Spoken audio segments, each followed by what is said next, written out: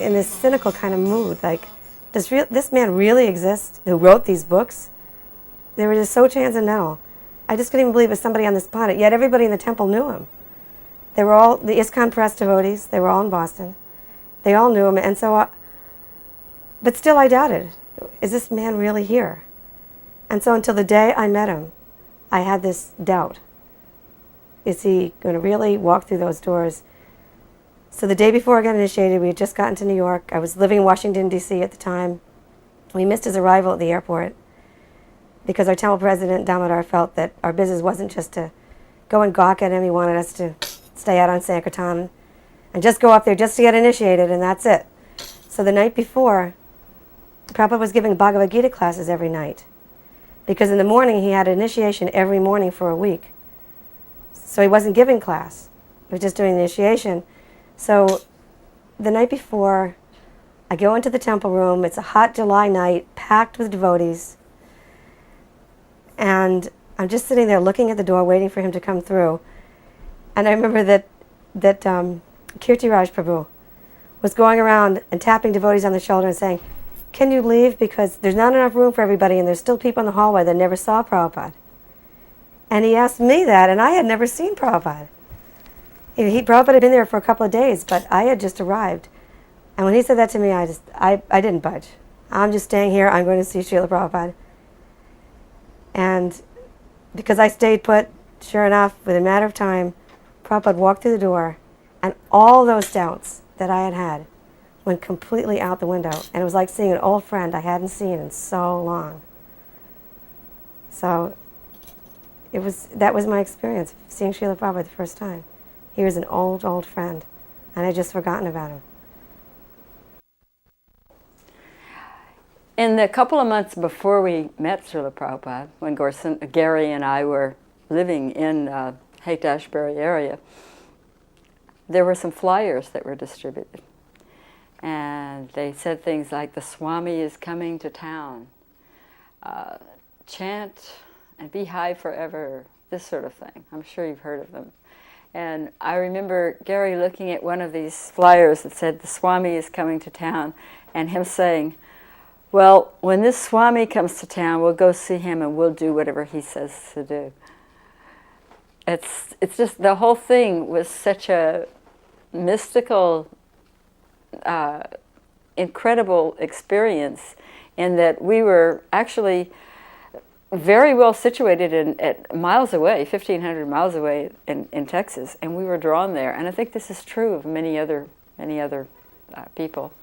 So then we went to Frederick Street and found out about when the classes were and so forth. Made an appointment with Srila Prabhupada and Mukunda Das, who later became Mukunda Goswami, arranged for us to visit Srila Prabhupada. So in our first meeting with him, private meeting with him, he took us up to his apartment. I remember waiting pensively to meet Srila Prabhupada. He brought us in, and Srila Prabhupada was sitting in, those little bay windows that they have in San Francisco, these apartments with bay windows. He was sitting in sunlight, looking very effulgent and very peaceful. And he sat in a chair, and there was another chair opposite. I think he sat in the lounge chair, and I sat in the rocking chair, or vice versa. I can't remember that one point, but we were opposite one another. And Gary, sat on the floor. And he began to ask us questions all about our lives, what we were doing, who we were, where we had come from. He was very personally interested in us. And I mean, he was very personally interested in each of his disciples, each of his students. But he asked us, if we were students, what we were studying. We told him we had been studying art and that we were artists. He asks about our parents, our family, so many things. In the course of the conversation, I told him that I had studied art in Europe and that I had traveled all over Europe and studied in various places. And he was quite surprised. He raised his eyes and said, "Oh, you have traveled so much?" Because I was very young. I looked like I was 16. I was actually 19 or 20. And I said, yes, Srila Prabhupada, yes, he wasn't called Prabhupada yet. Yes, but none of it has made me happy. And he smiled and said, ah, that is required. To actually be disgusted with material life. When Prabhupada did the initiation, we sat on the floor with Prabhupada. I got initiated with Jayatirtha was there. Ujjvala got initiated at the same time. Can't remember the others. Anyhow, Prabhupada sat on the floor. We watched him chant on the beads. He did the fire sacrifice. And then when he came around to giving us our names, and he came to me and he was going to give me my beads and my name, and he goes, you know, your name is Tulsi Dasa. And somehow or other I got some kind of look on my face like, or whatever, and Prabhupada looks at me and he goes, is that all right? And I said, oh yes, Prabhupada. And I was so shocked because I was just a new devotee and I hardly recognized any of the names, but I knew the name Tulsi Das because we'd done the Tulsi worship and all that. So that was kind of my first real kind of personal interaction with Prabhupada. When I went up to the Vyasa when they called my name, Aravinda was sitting to Prabhupada's side, and he would say the name first. And when you're that close to Prabhupada, you could hear the name before Prabhupada said it. So I was already kind of bowled over by the name Mahamaya. And then Prabhupada said it, and there was this sort of shocked silence in the temple room. And then Prabhupada cracked up and started laughing. So then everyone laughed, including myself. And then he said something like, the illusory energy is not all bad. He said, for one who does not want to serve Krishna, the illusory energy is there. And he gave the example of the moon. There are phases of the moon, and Mahamaya was a phase of Radharani's energy. So I don't remember him handing me back my beads or anything, but I just remember that experience of being in front of him, and I felt like he was seeing me, not the layers of false ego that I thought I was, but he was just seeing the soul, and it was just such a wonderful experience. He definitely was like lifting me up to his platform, and just, it was just really a nice exchange, Prabhupada. At the time of the initiation, there were no saris, there were no social customs, none of these things. And I had been an art student, and art students wear jeans. So I was actually initiated in blue jeans. Well, actually, they were beige jeans with paint stains on them. It didn't seem to matter to Srila Prabhupada, but that was what our life was like at that time. When I tell people I was initiated in jeans, they're just amazed. But most of us, we didn't know what saris were yet. So during my initiation, I remember watching the ceremony and seeing him putting the flower, putting the colored dyes, and putting the, making the fire, building the fire. And I remember thinking, what is this? What is the depth of the meaning of this? What is really going on? In other words, I didn't have the kind of, I didn't have the background. I mean, there was no Bhagavad Gita printed yet, for one thing. The only thing we had were Prabhupada's 3 books. So we did read those right away. And the first job that he gave us was painting a great big 4-foot by 4-foot Radha Krishna painting. But during my initiation, I had some misgivings. So then after the initiation, I went to see Srila Prabhupada, and I went upstairs to visit him. And I told him that I didn't feel liberated. I thought that when I got initiation, by golly, it was going to be nirvana immediately. I was going to be liberated. And he was very patient with me. He said, yes, just see the fan over here. There was a fan sitting in the corner. If I unplug it, it may spin a few more times. But because it has been unplugged, it will stop eventually. So it's like that. Your material life, although it may not cease immediately, because it has been unplugged, it will spin a few more times. But just do the process as I told you. So he explained it very beautifully, very, very gently. One experience I had at that time, I'd studied the pronunciation for the Sri Upanishad with Pradumna in New York, but I only knew the first 6 verses. Now it's said that the guru knows everything about the disciple, he knows everything. So he's expert in engaging the disciple and using anything the disciple has to offer. The pure devotee is expert in using that and engaging it. So I only knew these 6 verses, and an impersonal Mayavadi Swami came to visit Prabhupada at Berry Place. So when he came in, Prabhupada gave him all respects and had me put a cushion down for him. And then he said, please go make up a fruit plate. And I ran down and made up a fruit plate and came up. And I went over to Prabhupada to offer it to him first. And he said, no, offer it to our guest. And I went over and offered it to the Swami. And I came back to offer it to Prabhupada, and he said, sit down. I thought, okay. So I sat down. Prabhupada looked at the sannyasi, the Swami, and he said, my boys all know Sanskrit. And I thought, oh no, what is he up to now? And he was beaming, and he looked at me and he said, chant Sri Upanishad.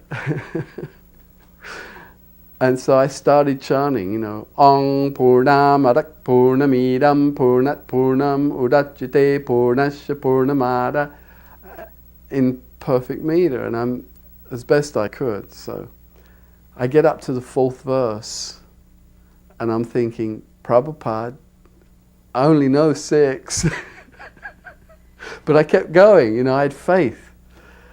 And I got up to the fifth verse, and I was really sweating, but I kept going. And when I started on the 6th verse, I felt like Drupadi, about to come unraveled. And I was saying to Prabhupada, Prabhupada, I only know 6. I only know 6. And when I got on the 2nd line of the 6th verse, Prabhupada looked at me just as I was finishing. He went, that will be enough. You can go now. So he used, even though I only had that much knowledge, he used it perfectly, and got the maximum value out of my very little bit of knowledge, So that was a very nice experience. At the pandal, there was a pandal set up for every night.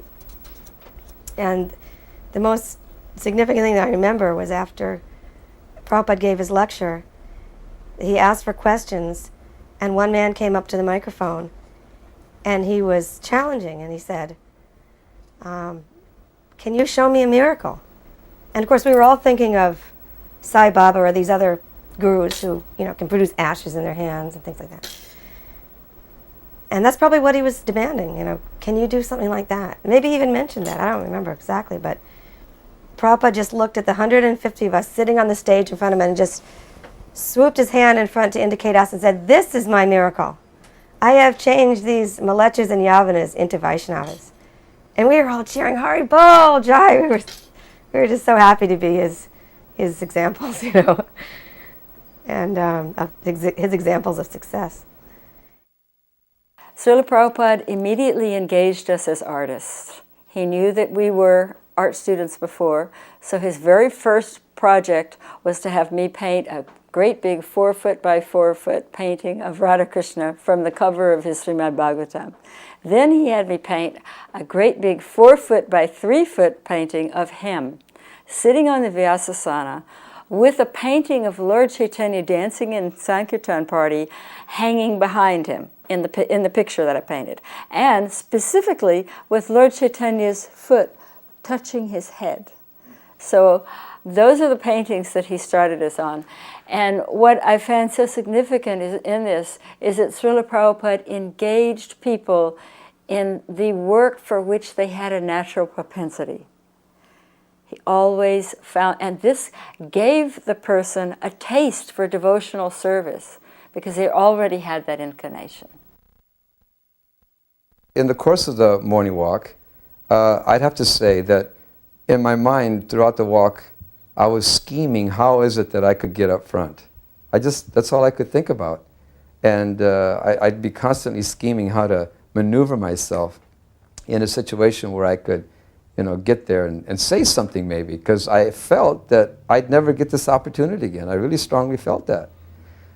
In the course of the walk, there was one devotee that was asking Prabhupada a lot of questions.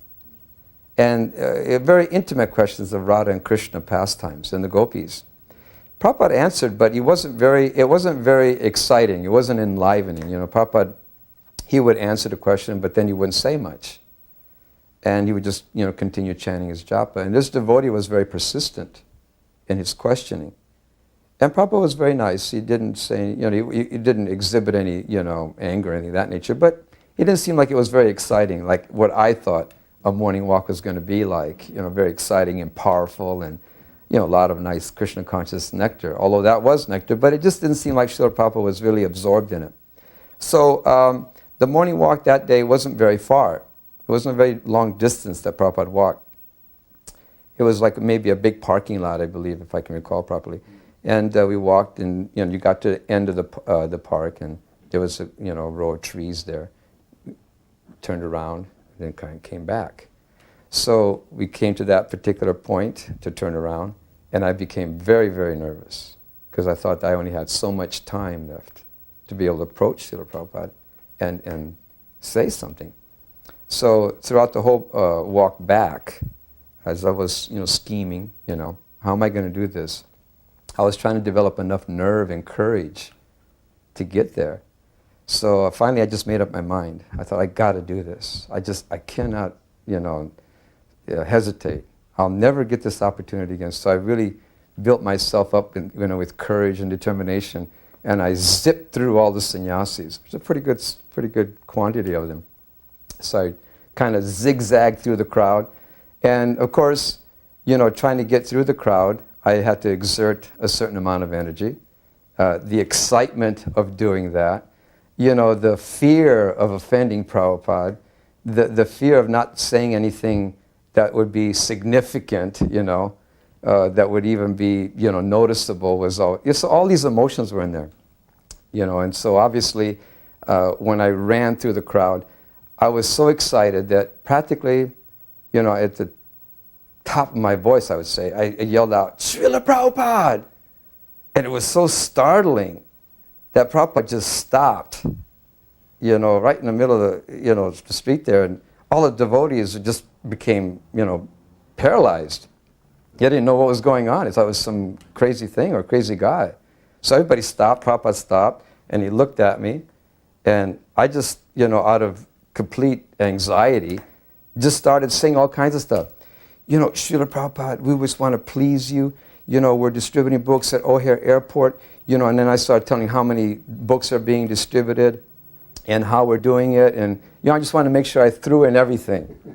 I didn't want to miss anything. So I'd said everything I could say, And I just kept saying over and over, we just want to please you, Srila Prabhupada, and, this is for you. And, just all kinds of statistics of devotees doing books there.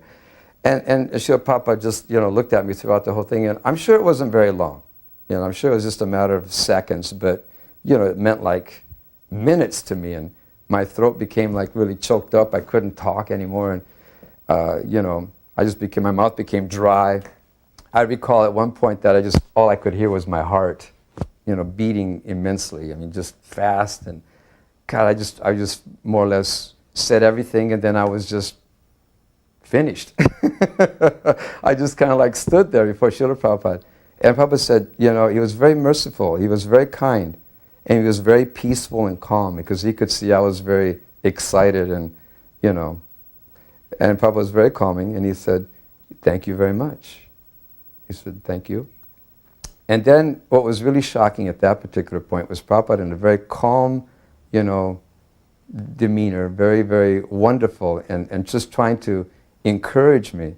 He turned around and looked at all the devotees that were on the morning walk. He just faced them, and he said, "Just see, this is my real devotee." And he was referring, of course, to book distribution. So that was very meaningful for me. I think on that particular day, I didn't realize at that particular time what that was because I was just overwhelmed with so many emotions. But I do recall that after the morning walk and going back and just trying to think about what actually happened there, it really, it meant my life. That was my life after that, I felt. I felt this was an instruction from Srila Prabhupada. It was to me, I felt, although I'm sure he was referring to more than just me, but I felt that it was something that Srila Prabhupada was telling me, and it meant everything for me. So even up to this point, so many years later, I consider that to be the most important, instruction or event in my life in Krishna consciousness. Another very significant thing happened in Boston. Swamiji became Srila Prabhupada. The way this happened was that Gorsinder was studying Hindi and he was studying Sanskrit, and he was studying various forms of address, and Ji is an affectionate friendship form of address, and this is all very new to us. So I was sitting in Srila Prabhupada's room and taking dictation, as I often did, and Gorsinder was at the doorway, and he said, Swamiji, is it okay if I call Govinda Dasi Govindaji? And Swamiji said, no, Ji is a very third-class form of address. It should not. And so I said, well, then why are we calling you Swamiji if it's a third-class form of address? And he said, not very important. I said, no, it is very important. We want to know what is the best thing we can call you. And Swamiji said, well, you could call me Gurudev or Guru Maharaj or Srila Prabhupada. And I said, well, which one is the best of those three? If you give me three, I don't know which one. So you pick the best one that you want to be called. And Swamiji said, Srila Prabhupada is nice. I said, okay, from today you will be called Srila Prabhupada. And so I told all the devotees, and everyone started calling him Srila Prabhupada from that day. He was no longer Swamiji. When I arrived in Mayapur, it was just before the festival. And I had just come from Brazil. We had just opened a temple there in the BBT, and I was a young brahmachari and young. And in those days, when you're a brahmachari and you're preaching and opening centers, sometimes you get distracted, and what you want to do, I wanted to become a sannyasi. I don't know if it was because of the Mahaprasadam, or not really, because I was kind of getting that anyways. But I wanted to do it, I think, because like everyone else, you want to grow and get more prominence, so Prabhupada will see you. And I think, that was why everybody wanted it. Unfortunately, in my case, there were other things that I wanted beneath the surface as well. But at that time, I was on the list to be recommended for sannyas that year. And I was going to Mayapur. I was going with Hridayananda Maharaj. And when we arrived in Mayapur, it was the first time I'd ever been to India. And I remember sitting down in the Prasadam hall and just looking at how incredible this place was. How huge and how beautiful, and just, its presence and its power was just, and I thought to myself, I think I said it out loud, which was the mistake in Mayapur. I said, boy, would I love to manage this place. And Jayapataka Maharaj was sitting next to me, and I wasn't aware of even who he was at the time. And I know, and then that evening, I got called into Prabhupada's room. Now, in Mayapur, on the first floor, Prabhupada stayed on the left-hand side, and on the right-hand side, the sannyasis and GBC stayed. And I stayed in one of those rooms with Tamal Maharaj, Hridayananda Maharaj, I think Jagadish Prabhu was there, and I was taking care of them, and I was staying in the room. And it was late in the night, and Hari Sori Prabhu came in and said, Prabhupada, would like to see you. So I went in, and when I went in the room, there was Hridayananda Maharaj, Jayapataka Maharaj, and Srila Prabhupada. And so Prabhupada said to me, so you'd like to stay here? And I was just overwhelmed that a question was even being directed at me. And I said yes. So they talked about it a bit. Prabhupada had said to me that he wanted Bhavananda to travel on a boat that they had recently acquired up and down the Ganges preaching, that Jayapataka Maharaj, he wanted him to preach to important politicians and important Indians, and they would need help in the management in Mayapur. And being that I was a Canadian, which in those days I think helped visa-wise, and that I was a manager, I was being targeted to stay and help in Mayapur. And I was thinking, what will Brazil do? After I walked out of the room, it hit me, I'm not in Brazil anymore. And in Brazil, I was kind of like, I was on my own. I was the big, honcho. It started to actually weigh on me what I just said yes to. And so it got really heavy. It got heavier and heavier to the point where I changed my mind. And I went to, I can't remember how many times I went back in and asked Prabhupada if I could go back to Brazil, and how many times it kind of went back and forth. I think the first time maybe even Hridayananda Maharaj went in and said something, and then Prabhupada had agreed, and he came out and said, okay, you don't have to stay, you can go back. But then that night, I got asked back into his room again. So Prabhupada looked at me and he said, so have you made your mind up yet? And I was under the impression I was already, released. And I just said, so he says, do you want to stay? So I couldn't say no. I couldn't say no to him. I knew it was a no-no, that you're supposed to do what he asked you to do. So I kept saying yes. And then I'd walk out of the room and then it would hit me again. And I'd just get over, and every day was this constant. And at nighttime, and then I started going back in and saying, Srila Prabhupada, I don't know what they're going to do in Brazil. There's a BBT, the temples. No one has any experience. I'm the only devotee there who's had any experience with the movement. There's 40, 50 people there already. So I need to go back. And he wouldn't budge. I guess he had plans for someone else to go and take care of it already. And he kept insisting, that I stay. And every time he would call me back in, he would ask me if I would stay, and I'd say yes, and I'd go back out completely overwhelmed, come back and ask if I could leave. He'd say okay. That night he'd call me back in again, ask me again if I'd made my mind up yet. So finally on one day during his massage, I went up to his room and had asked him, could I go back? And he said, he was sitting having his massage, Harisori Prabhu was there, and he turned to me and, just so kind, he said, in the spiritual world, we all have different relationships with Krishna, so, it's okay, you can go back to Brazil. We were at New Jersey in the spring of 1968, after Srila Prabhupada's stroke. We were living there for 3 weeks. It was at that time that Gaurasundar received his call to the draft. So he had to have an appointment in New York and it was a very great likelihood that he would be drafted into the army. Naturally, we were in a lot of anxiety about this because Gaurasundar didn't want to fight a war that he didn't believe in and that Srila Prabhupada also did not support. So the day came for Gaurasundar to go for his draft appointment in New York.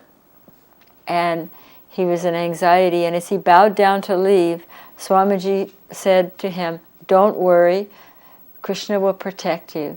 He will take care of everything. So he was gone the whole day by train to New York, and I know during the day Srila Prabhupada mentioned him several times, so he was thinking of him. Then in the evening, we heard him coming up the stairs, and he had a big smile on his face. He was very happy. And so as soon as he came in, Swamiji called him to his room. What happened? And he explained that He had a silken cord with the Lord Jagannath on his neck, a murti of Lord Jagannath about 3 inches high. And he also had his big red chanting beads. And the doctors there had never seen such odd things. So they had given him a 3Y based on not being a psychiatrically competent for the army. And so Srila Prabhupada said, yes, just see, Krishna will protect. If we are sincere, he will make all arrangements. He will protect us. And you have chosen Krishna's service, not the army service, so Krishna has arranged everything perfectly. So I was in LA, that was, and I started telling President in LA. And then Prabhupada came to LA, I don't know, maybe after Rath Yatra that year. That was 1974.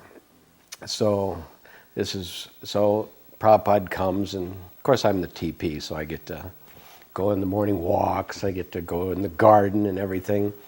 So Prabhupada had just been there, just gotten there, and we were having one of those evening kind of things in the, you know, the little garden back in LA. And there was quite a few devotees all sitting around, and I was kind of, Jayatirtha was by Prabhupada, and I just come in, and Jayatirtha goes, Prabhupada, I'd like to introduce you to our new temple president here in LA, Tulsidas. So Prabhupada looks at me and he goes, oh, I know Tulsidas. So my heart, I'm going, oh, great. Prabhupada knows me. Prabhupada really recognizes me.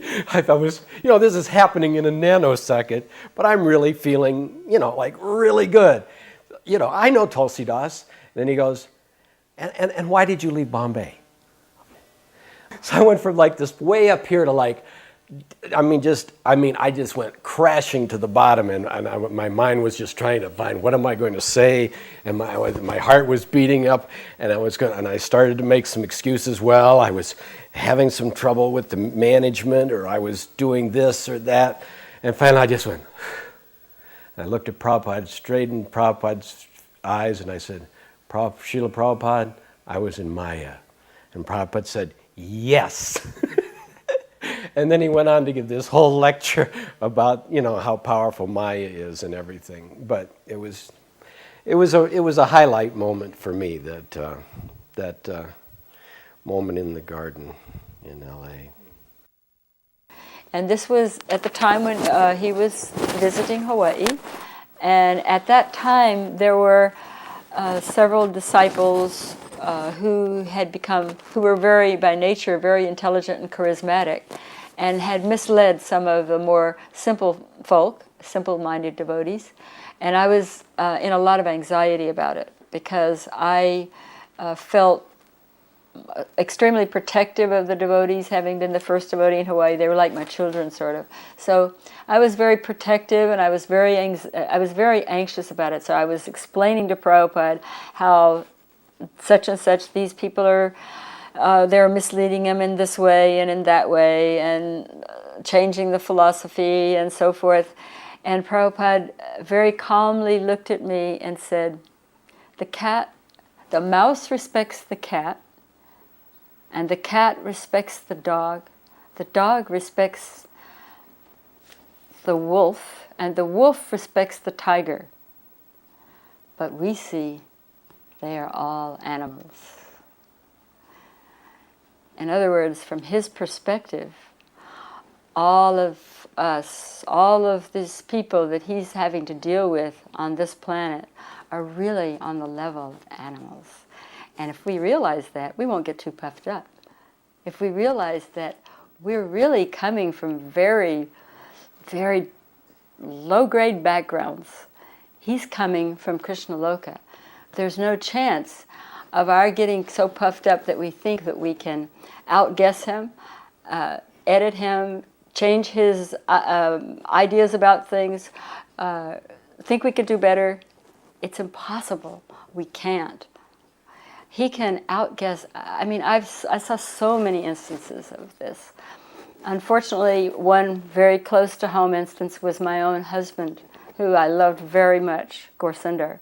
He was brilliant. He was very educated, He was studying Sanskrit and Bengali, and he did the transliteration for Chaitanya Charitamrita, the first part of it. And he was a very nice devotee. He used to take Prabhupada on walks every day, and he did the massage every day.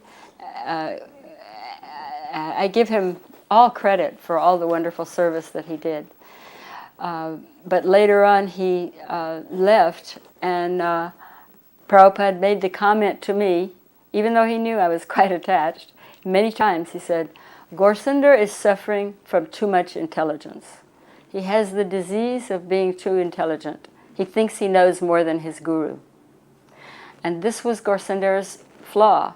He was very, very brilliant in every respect. But as soon as a person thinks they know more than their guru, then the fall down begins.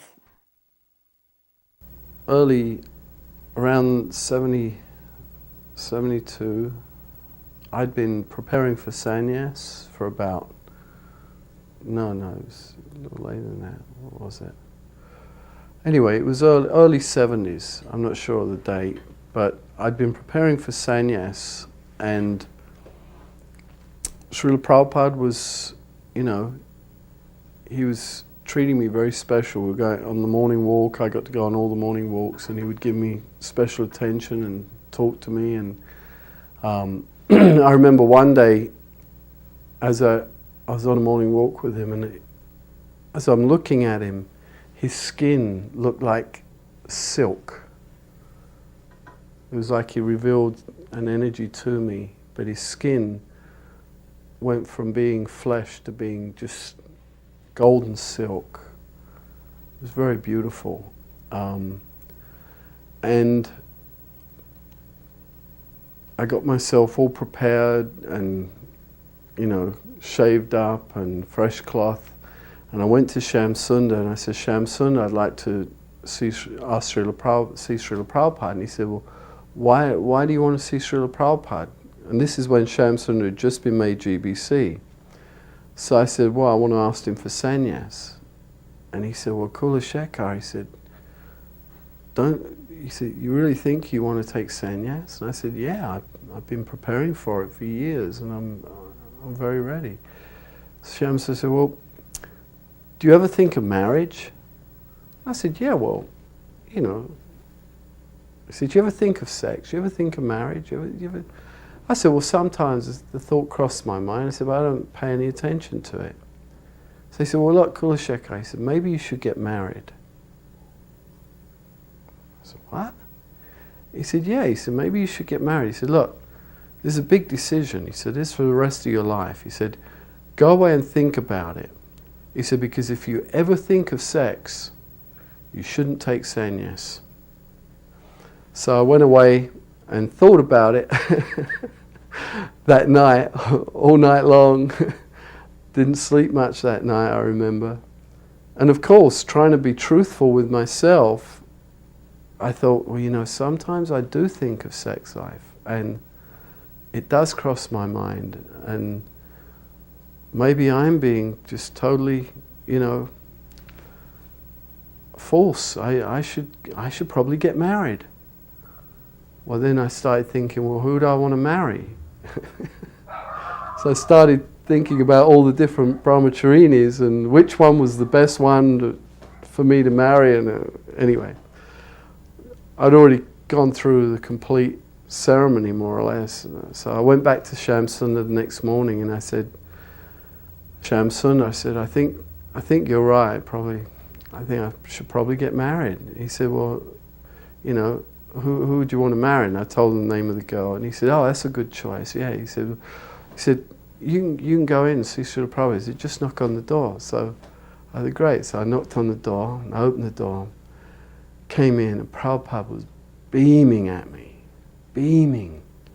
And I paid obeisances, and I got up and I sat there, and Prabhupada said, yes. I said, Srila Prabhupada, I'd like to get married. And he went, what? What? He said, who has done this to you? And I was devastated. He said, who has done this to you? And I said, well, Prabhupada, I went to see Shyam Sundar, and he went, Shyam Sundar! And he looked at Pradumna and he pointed, he said, Pradumna, he said, get Shyam Sundar in here immediately. Prabhupada was furious. And I sat there, I felt like a dog. I was looking at the floor and I was like devastated. So Shyam Sundar comes in and sits down. And Prabhupada said, who are you to tell my brahmachari to get married? Who are you? And Shyam Sundar said, well, Prabhupada, he said he wanted to take sannyas. And I told him if he ever thinks of sex life, Prabhupada said, everyone with a material body thinks of sex life. He said, look at him. He's finished. And Prabhupada looked at me with such compassion. He said, look at him. He's finished. He said, you have no right to tell my brahmacharis to get married, ever. That was, I don't remember much after that. I'd kind of been wanting to get married for some time. Actually, in LA,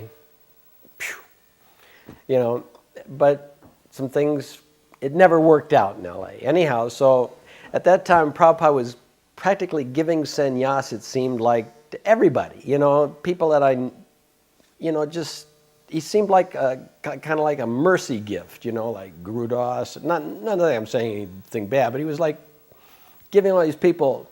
So, although in my heart I didn't really buy into it, between Rameshwar, mainly Rameshwar, and maybe Gopa Vrindapal or a couple others, they were convincing me, you should take sannyas, you should take sannyas. So we were in this kind of darshan with Prabhupada. There were probably 30 devotees. I was probably 15 feet back from Prabhupada. Jayatirtha was right beside me. Rameshwar was standing behind Prabhupada. And so he's standing behind, there was kind of a lull in the discussion. And Rameshwar catches my eyes and he goes, so I know what he means. So I kind of stammer, Srila Prabhupada? He goes, yes. I don't know, I've been talking with some of the devotees and I don't know if it's a good idea or not, but there's a thought that maybe it'd be a good move or a good thing for me to take sannyas. So Prabhupada said, well, how long have you been a brahmachari? And I said, 5 years. And he said, oh, very nice. And then he said, what about the fire? Or he said, what about the butter? He said either one of those things. I think, let's just say he said, what about the butter? And I was kind of going, what about the butter? I'm going, and Jayatirtha whispers to me, he goes, you know, the women, fire, butter. So instead of being truthful with Prabhupada and saying, listen, Prabhupada, I'd really like to have some, you know, some female association and all that goes with it. I said, Prabhupada, as long as I'm traveling and preaching, everything is fine. That's a little bit of a thing. So Prabhupada said, okay, so you can take sannyas. So I said, oh, so should we bring my name up then at this Mayapur and then I wait a year? And he says, no, you take this year. Holy shit. Holy, what am I going to do? So I go, I'm really at a, you know, kind of like, he's already told me I'm going to take sannyas. This is like in in a few months' time. So I'm looking around for like, well, what am I going to do? Because I don't vision myself like any of these other sannyasis.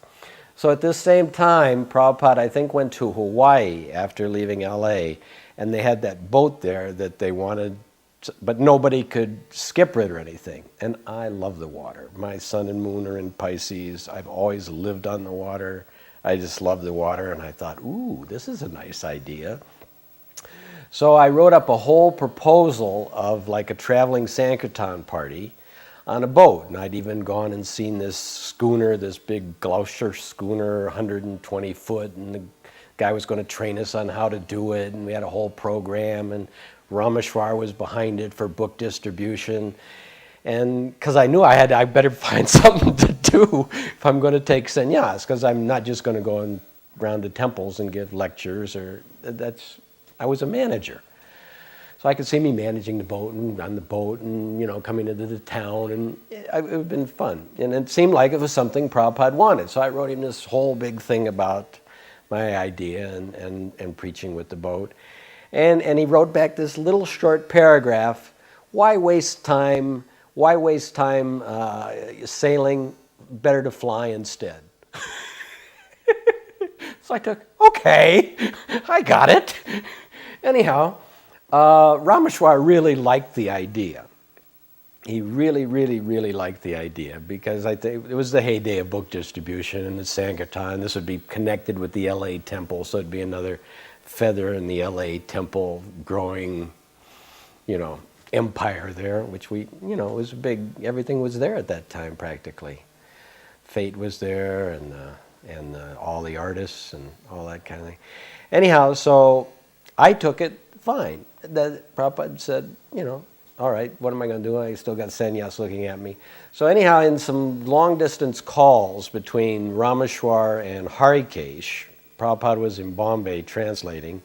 Rameshwar is talking to Harikesh, and he's trying to get Harikesh to bring this idea up again, that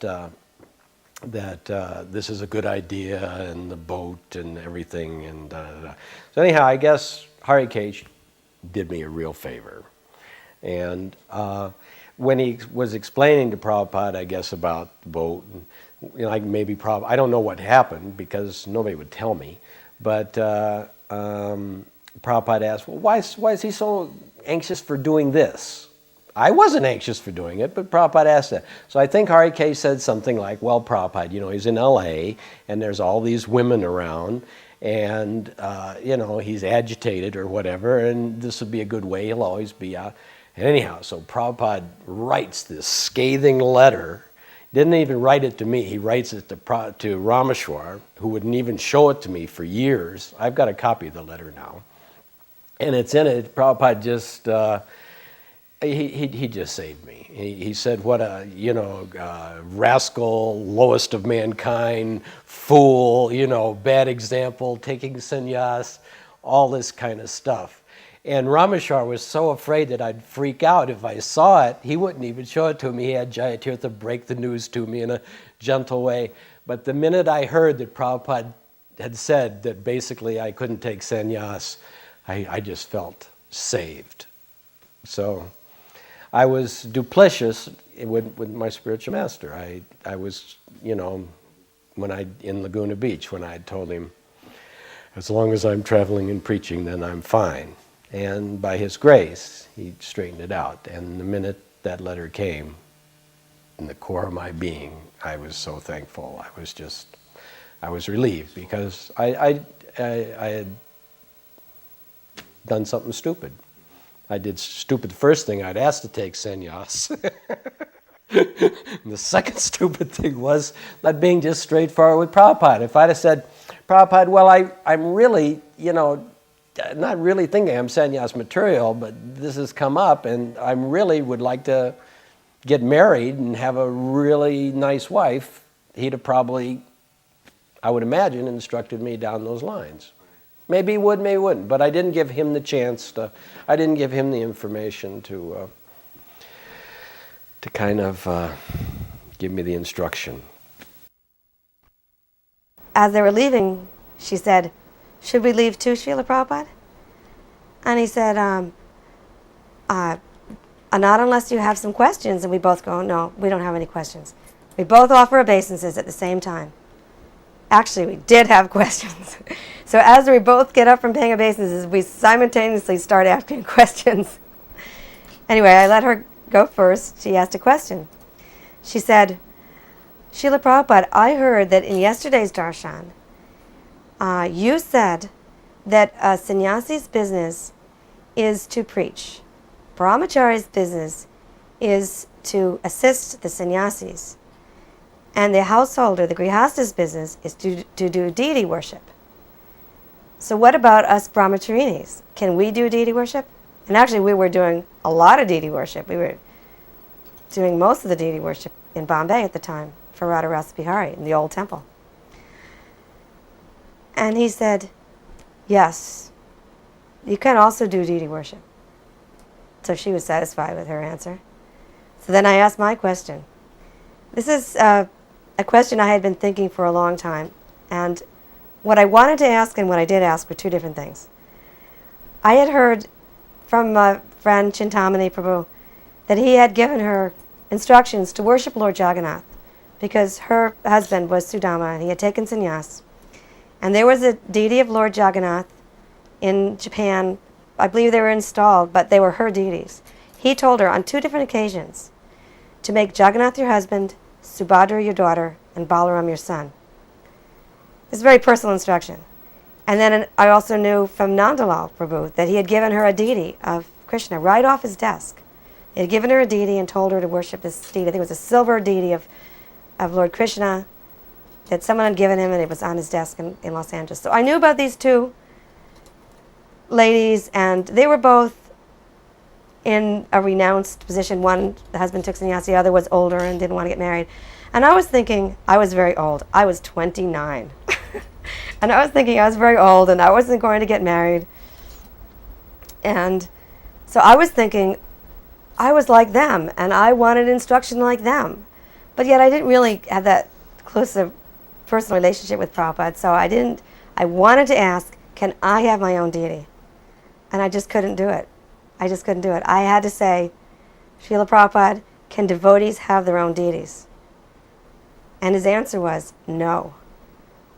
And then he said, because that will distract from the temple deity.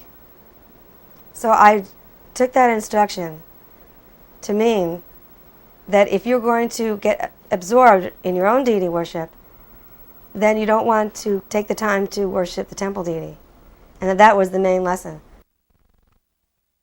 One incident took place with me and Srila Prabhupada, and this was in Los Angeles in September of 1968. We were going to record the record album, the Govinda record album. And so early in the morning, he wanted to use his spiritual master's preface to Brahma Samhita. The materialistic demeanor cannot stretch to the transcendental. You know the one I'm talking about. Anyway, he wanted to use that, so he asked me to type it up. I think he wrote it out or something and asked me to. So I typed it up, typewriter, we use typewriters and this. And he read it to me a couple of times to practice because we were going to the recording studio around 9 in the morning, 9 or 10, fairly early. And we were going to record this this talk and the Govinda record. I think it's called the Govinda record, right? You know the one I mean. So he read it to me, and I listened very carefully. He would read things to me and see how does this sound, just because I knew English, fairly well. And so he read it to me, and there was one word that he pronounced differently from what is customarily pronounced in the English language. That word is analogously. And so I never corrected Srila Prabhupada before. In fact, I loved it that he called watermelons water lemons. When he would ask me for water lemon, I never said, oh, Prabhupada, that's called watermelon. And when he called for some antelope, I never told him that's called a cantaloupe. I was fine with that. I had a very motherly relationship with Prabhupada. I thought he was just whatever he said was wonderful. If the sky was striped pink, green, and orange, fine. But because I was thinking that other people are going to hear this, and this is for all posterity, and they may not understand his accent, and he's pronouncing this word analogously, and they may not understand what that means. So I had very good intentions. My intentions were very innocent. I was not on any kind of ego trip. I was simply thinking, oh, you want your guru to become the best foot forward type thing, So I said, Srila Prabhupada, I think that word is pronounced analogously. He looked at me and said, You pronounce it your way, and I'll pronounce it my way. I probably got the most severe chastising of my life, which till today helps me. I feel at that time is where I really made contact with Srila Prabhupada as my father. I was watching the other day, you were showing the tapes, and Guru Kripa Prabhu was expressing how he got chastised and how Prabhupada sent him out of the room like a kid. Boy, could I relate to that.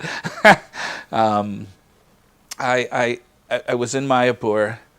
It was during this time, and I think it was right after the first day that he had asked me to help the management. So I really didn't get any instruction from anybody on what to do or where to go. So I just immediately took charge, which is, so I set up my little office in a corner somewhere they gave me, immediately went out and started doing what I thought is what I do, right? What I was doing was changing everything he had done. And I was changing the cleanup, and I was changing, I was just out there creating havoc. And he came back on that morning walk, and he went into the room, into the temple room, to Guru Puj, and the floors were wet because I'd changed everything, and so the system wasn't working. And I was somewhere upstairs, I think maybe changing something else, and he was going up the stairs to his room, and I was starting to come down the stairs, and I had this big smile on my face, and I was expecting some kind of, glorification or something, and he pointed his cane at me, and he looked at me, and he said, "Who do you think you are? You're the king?" And he started just chastising me, and I had an out-of-body experience out of embarrassment, because it was just a few days before the Mayapur festival. Everybody was in town.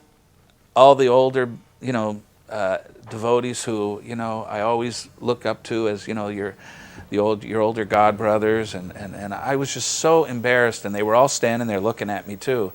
I didn't know where to go, so I just went up to a cloud, was watching the conversation.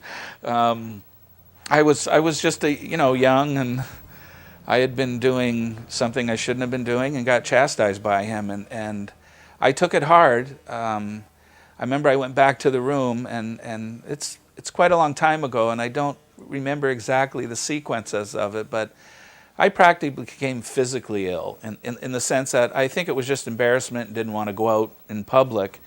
And I remember I was laying in bed, and it was the next day, and there was a Guru Puj going on. And I remember one thing. I was in the washroom one day, and Sudama Maharaj came in, and he said to me, because there was this morning walk, and I was always up there on that morning walk with him on the roof, getting a rose, taking off the thorns on the side, cleaning it for him every morning, butting in front of the sannyasis, just, I think I was agitating people too, because I was really, trying to be there and just being on that morning walk. So I stopped showing up on the morning walk. And I think the first morning Prabhupada said, "Where's Mr. Brazil?" And then he started chastising me again when I wasn't there. Oh, he thinks he's the king, and Sudama Maharaj was telling me this in the bathroom. He says, "Boy, are you getting the mercy?" And I was thinking, mercy? Man, I am getting, I'm just waiting for Krishna to breathe me back inside again. It was like it was over for me. I was at rock bottom.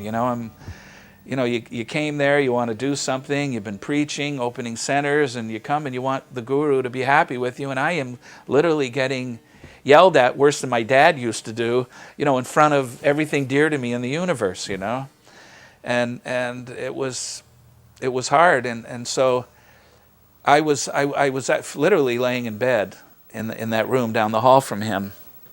Guru Puja was going on downstairs, or I heard the greeting the deities, and then Hari Sori Prabhu shows up in the room, and he goes, "Prabhupada wants you at Guru Puja." And then I thought, oh no. I thought it couldn't get any worse, and now I have him, looking for me in the building, and I'm thinking, what, I just didn't know what to think. But I got ready and went down to I did what I was told. I immediately took a quick shower, got my dhoti on, went down to the temple room, and Guru Puja just started, right? And I hid behind Guru Das, who was, good size then. And it was at the back, and the temple room was full. And Guru Kripa Prabhu, I remember he grabbed the mridanga, and he was just going to start leading Guru Puja. And he had just hit the drum, and Shri Guru. And I heard Prabhupada stopped the kirtan, right? And then, the devotees, it opened up. And there was this direct channel between me and Srila Prabhupada. And he pointed at me and he said to Guru Kripa, let him lead. He likes to chant. And so, at that moment, I just melted, and that was a very emotional morning program for me. So I think it was the next day that I went up to his room and asked if I could go back to Brazil, and that's when he let me go. And during this time, and during these conversations that I had had with him in the evenings, he had said to me, you should be in India, it's good for you here. And one funny thing he said to me was, because he knew I was young and passionate, and the sannyasi thing, that ended real quick. I think the first thing he said to me when I got to Mayapur, so you want to take sannyas or do you want to get married? So I knew he knew, and at that moment I'd already resigned from the idea.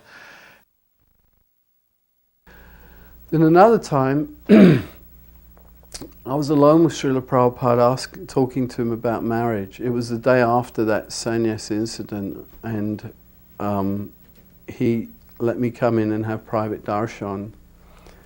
And he wanted to talk to me about the system of marriage. Well, I asked him, I said, Prabhupada, can you tell me about married life? And he said, when the girl is 8, she is betrothed to a husband, and the family has already worked everything out. They come from the same social strata, astrological compatibility, everything's worked out. He said then from 8 till 12, 14, she would go every day to her husband's house, and his mother would train her and how to take care of her son, the way he liked his food cooked, etc., etc. He said then as soon as she attained puberty, they would have sex life. He said, and she would never look at another man the rest of her life. He said, that is marriage. He said, anything else, I do not know. We were in Hawaii at the Honolulu temple, and I was making deities. And he had spent a great deal of time explaining how he wanted the Gornitai deities made, and there was a devotee sculptor there, one of his disciples who was a sculptor.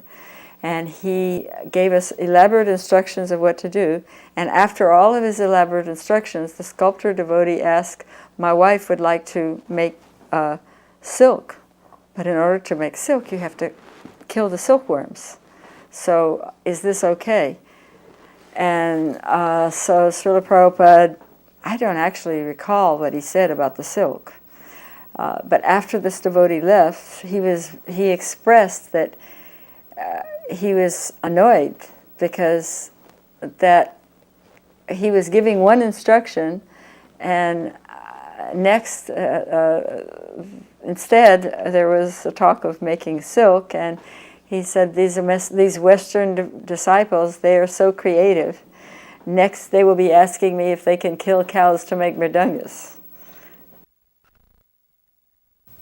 There was one morning the devotees were complaining to me about the diet, and that they wanted more fruit and more.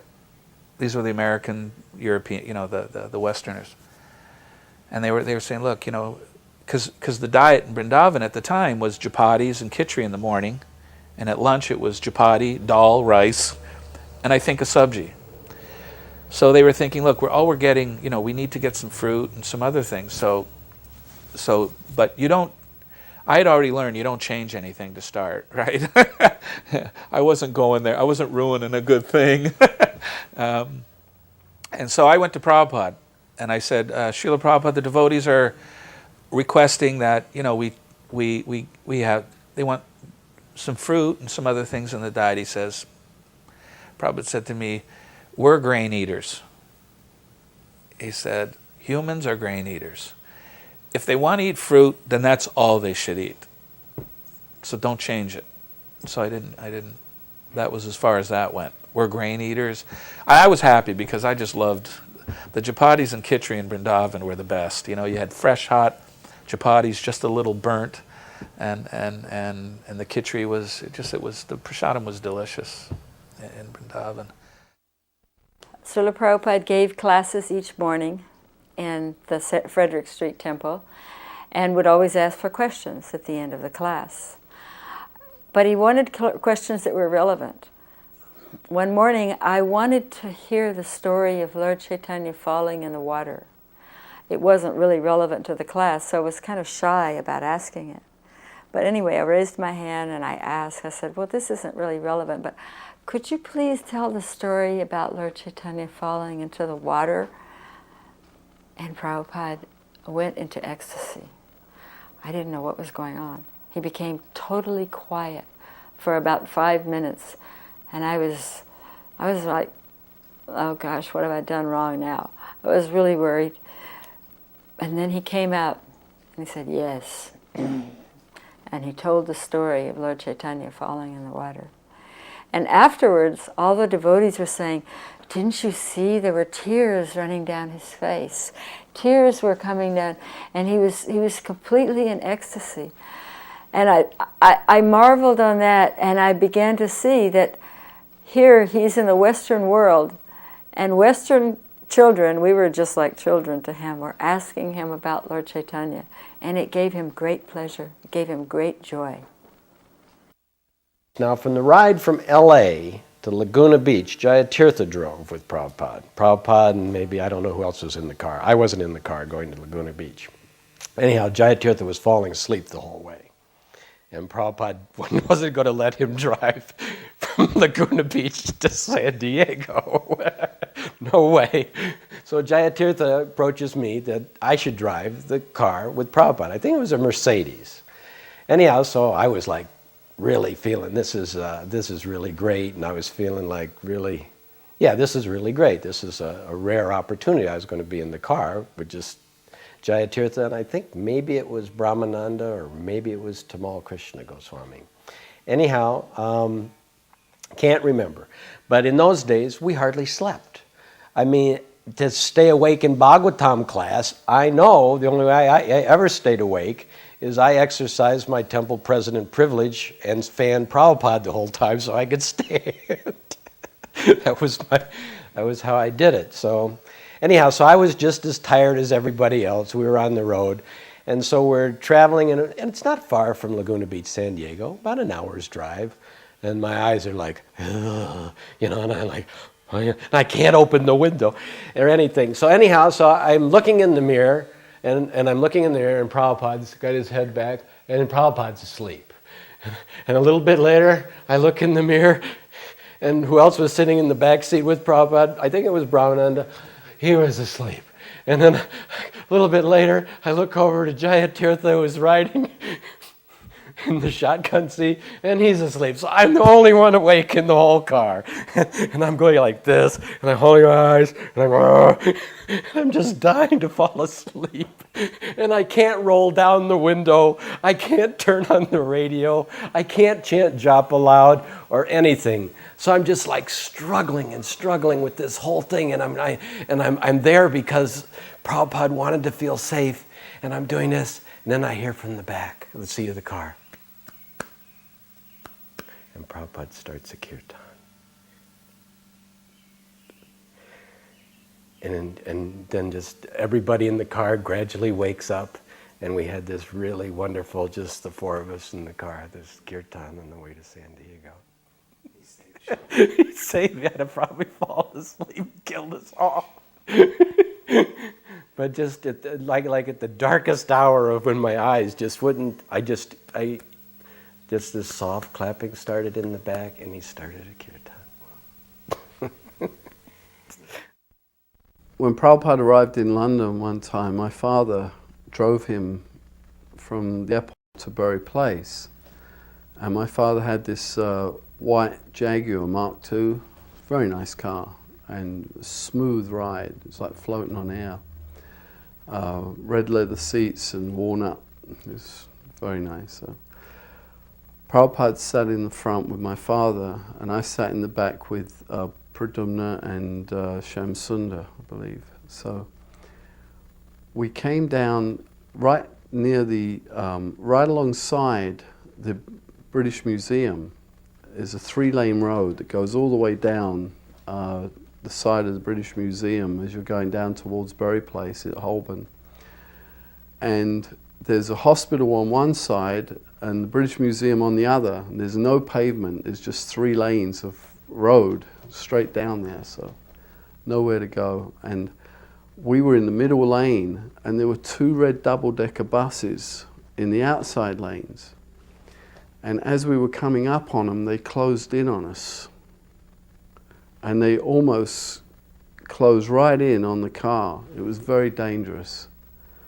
And my father spontaneously screams, "Haribo!" and slammed down on the gas pedal, and the car just took off through the gap, and the buses pulled apart as we went through. And Prabhupada turned to my father and he beamed at him. And years later, my father wrote me a letter and he said, "Remember when I was driving Swamiji from the airport and those buses were closing in on us?" He said, "And I screamed, 'Hari Bol.'" He said, "And the buses parted just like the waves of the Red Sea parted for the Lord." So it was very nice because my father, he equated that experience of the buses parting when he screamed Hari Bol to the parting of the Red Sea, which was, for me, something special. One very significant thing happened in Boston in 1968. We had a new Back to Godhead, and it had I think it was in May, because we were in Boston in May of '68. This particular Back to Godhead had an ad on the back cover. It looked very slick, at least graphics for those days, and it had a picture of Prabhupada, black and white, and said, "This man changed the world." It looked pretty slick. Prabhupada called me in his room and handed it to me and said, "Look at this." And I was like, "Okay, I'm looking at it. What's wrong with it?" And he said, "This is very bad. This is very serious. The spiritual master should never be referred to as a man. This is the beginning of fall down. This consciousness to view the spiritual master as an ordinary man, as a man, to even call him a man, this is the beginning of fall down. Call Rai Rama." Rai Rama was responsible, I think, Rai Rama, Jayadvaita, there were several in Boston at that time. Rai Rama was in charge, I believe. I'm not really sure of the person responsible for it, but I think it was Rai Rama. In any case, that's not the issue. The issue is that Prabhupada was very, very seriously affected by this. And his explanation was that one should never, ever refer to or consider the spiritual master on the level of a man. Remember one day, though, he called me, it was Mangal Arti, and it was nice, and I was walking down the path on my way to the temple room, and I was singing Jasomati Nandana, kind of, it was happy-go-lucky mood, right? Which was, when you're with Prabhupada, that's the mood, happy. And I was singing, and I heard him from his room ask Jagadish, "Is that Mahavir?"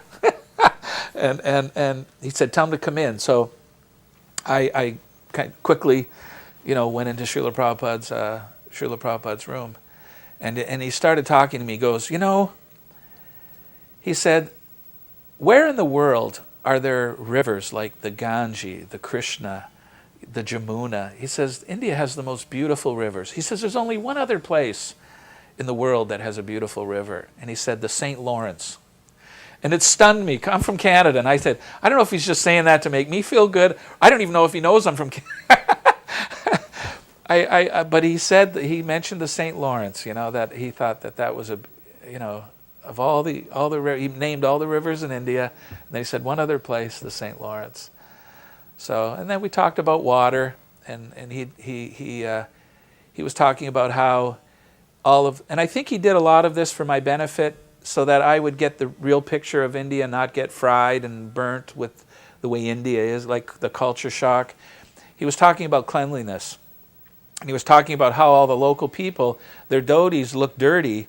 He said, but actually none of those dhotis go 12 hours without being at least washed with water. He said, but because there's so much soil in the water that, you know, they don't use Tide, you know, or bleach, that the dhotis would stay with that kind of reddish or whatever color they had them. He said, but they were always clean. So, you know, he used to talk about the water and sometimes those the rivers. When we were in Montreal, Srila Prabhupada had asked the London Yatra to go to London and open a temple. That consisted of Malati and her husband Shamsundar, and Jamuna and Guru Das, and Mukunda and Janaki. So they flew from San Francisco to Montreal to see Srila Prabhupada before going to London. Malati had just had a baby, Saraswati. And of course they came to see Srila Prabhupada, and Malati's baby was on her hip. She was always dancing with the baby. I was always amazed, you know, legs and arms were kind of flopping. The baby was on her hip when she would be dancing in kirtan. And when they came to see Srila Prabhupada took the baby, little baby Saraswati, held her up over his head and said, so, do you remember me? I'm your old friend. And of course, Srila Prabhupada indicated on many occasions that these children are so special. These children are children that have been brought in to spread Lord Chaitanya's movement, that have come from higher places, demigod lokas or higher dimensions, or who knows where they came from, but they've been brought in by Srila Prabhupada's request to spread Lord Chaitanya's mission. And I think one of the most important things that we can do in our lives is to let the children know this, how much Srila Prabhupada counted on them, how much he cared about them, and how important they are to him. Whatever has happened is unfortunate, but this is a very important part. He loved the children very, very much. He taught them, he wanted to teach them everything. When I was in Dallas, many years later, he was there for several days in Dallas. He gave lectures. Dayananda was the headmaster at the time. He gave lectures. Every lecture was about teaching them with love, disciplining them only with love. If you love them, they will respond. They will want to do things properly. Not with a heavy hand, but with love. Those lectures, I'm sure, we recorded and are available. Once I was with Prabhupada and we were talking about my family because he got to know my mother and father, and you know, they visited him a few times. And Prabhupada said that, he said, because you are a devotee, he said, 28 generations of your family will be liberated. And I said, well, what do you mean by liberated, Prabhupada? And he said, that means they will become devotees in their next life. I said, wow. I said, does that mean just my immediate family, like my mother and father and brothers and sisters, or does it mean my extended family, aunts and uncles? And he said, no, extended family. He said, everybody, aunts, uncles, everybody. 28 generations of your whole family become devotees. While living with Srila Prabhupada in Los Angeles in 1968, we did the drawing for the Bhagavad Gita, and we also did the drawings for teachings of Lord Chaitanya. The drawings for teachings of Lord Chaitanya, they took quite a while. There were 5 of them. Srila Prabhupada supervised every aspect of them. There was a picture of the Nawab coming to visit the Goswamis, the Rupa and Sanatan. There was a picture of Jagannath with Lord Chaitanya in the Jagannath temple. At that time, I had no idea what the inside of Jagannath temple looked like. Srila Prabhupada described how it was dark, and the pujari is sitting up on the altar, and he's handing down garlands. He described the interior. So I did the painting, or the drawing, according to Srila Prabhupada's descriptions. Later, when those 5 drawings were removed from the book, Srila Prabhupada was totally disgusted. He said, why they have removed these drawings from this book? Why they have removed them? And he had personally overseen them. And so far as the other illustrations, the illustrations to Krishna book, one of his statements about that, when he saw that they had been removed, was, why they have removed these paintings? Those paintings, those early paintings were full of bhakti. They were full of bhakti. The mood was very special, even though the technical quality of the paintings might not have been perfect. One particular lesson, I guess you would call it, experience that I had with Prabhupada that till today I use it in my business, I use it in management, something that is it's just so overwhelmingly important. My wife was out in his garden, and I was fixing the garden, and she was out there, taking care of the plants and stuff, and we were talking, and I was speaking in Portuguese with her. So Prabhupada yelled out through his window for me to come inside. So I went inside the room, and he said, first he asked me, are you speaking Mexican? I said, no, Prabhupada, Portuguese. And then he said to me, look, you Americans, you ruin everything. He said, one of you come and you change everything the other one did. And then you go away and another one comes and he changes everything you did, and he goes away and another one of you come and changes. He said, stop changing everything. He said, just save it. Don't change it, just save it. And that stuck in my brain since that day, that from now on, wherever I go and whatever I see and whatever needs to be fixed, I don't change it. It's like I can hear, it's like as if it was yesterday, Don't change it, just take what's there, and just make it better. Improve on the work that's already been put there, right? And make it, you can improve it, you can make it better, but just don't go in and change it. And it was funny how he said that our nature is we just come in, just rip away everything the other guy did and do our thing. And so that was a very beneficial lesson for me. So in Montreal, it was Srila Prabhupada's birthday, and I decided to make a cake for him and celebrate it like Westerners do. So I baked a nice 2-layer cake, frosted it, and put some candles on it, not 72, but a bunch of candles, and lit them all, and then brought it into his room. And as I brought it into his room, his eyes were big, and he said, oh, he was very surprised to see me carrying a flaming cake. So I put it on the altar and offered it, and then I brought it over to him and said, Srila Prabhupada, this is how we celebrate birthdays in America, and so if you blow out all the candles, you can make a wish. And so he blew out all the candles, but you don't have to tell anybody what you wish for. And so he blew out all the candles, and then I said, well, you don't have to tell anybody. He says, well, I wish only for Krishna's service. Only for Krishna's service. And then, of course, we enjoyed the cake. Western style. I appreciated Prabhupada's strength. That, never giving up, fighting for Krishna. I think that one of my, fondest thoughts of Prabhupada is when the anti-cult movement was really prominent and it was really giving us a lot of, trouble. And Prabhupada, was in New York, and, his statement was that I wanted to, fight for Krishna with my last breath.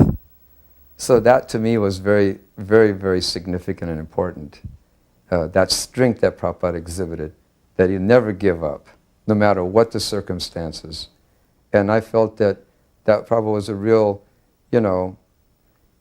warrior. Prabhupada was a real warrior for Krishna. He would do anything for Krishna, whatever it took. He wouldn't be, it wouldn't be a setback. It didn't matter. It was all, and I think that strength was exhibited from the first time he came to America, before he came to America, how to get here, in Jaladutta, that strength, So most people would have turned back than going through in New York in the early days. And then, of course, he was such a great, he had so much strength that he had this vision of so many temples, so many devotees, and he would never give up, no matter what the circumstances. So, yeah, I personally appreciate Srila Prabhupada for his, undaunting devotion and strength, to the instruction of his spiritual master and, of course, to Krishna. Krishna Kirtana Gana Nartana Prabhu Premamrita